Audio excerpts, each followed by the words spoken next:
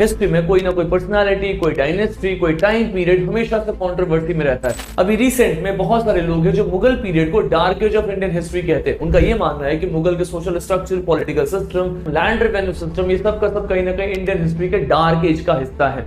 तो एक बहुत बेसिक सा क्वेश्चन उठ करके आता है, अगर मुगल पीरियड इंडियन हिस्ट्री का डार्क एज है तो यूरोपियंस का जो एडवेंट है इंडिया में, प्रीसाइजली जो ब्रिटिशर्स का रूल था इंडिया में, rightly starting after the battle of Plassey 1757 to India's independence of 1947, ये पूरा का पूरा 190 इयर्स का जो हिस्ट्री है, इसको हम कौन से एज में देखते हैं? क्योंकि हम सभी ने देखा है किस तरीके से इंडिया को डी इंडस्ट्रियलाइज किया गया for the industrialization of England. बहुत सारे रॉ मटेरियल, रिसोर्सेस इंडिया से एक्सपोर्ट करके इंग्लैंड भेजे गए और उनको मैन्युफैक्चर प्रोडक्ट बना करके इंडिया में ही बेचा गया। इंडिया को एक कंज्यूमर मार्केट की तरह देखा गया है। The harsh economic policies of the Britishers can also be seen after understanding दादा भाई नौरोजी's drain of wealth policies।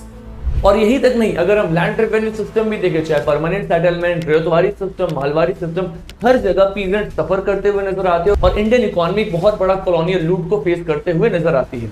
So I have a very basic question for all of you, अगर मुगल पीरियड इंडियन हिस्ट्री का dark age है तो British period Indian history का कौन सा age है? Please let me know in the comment box. See you again on some other video, तब तक ऑल द वेरी बेस्ट।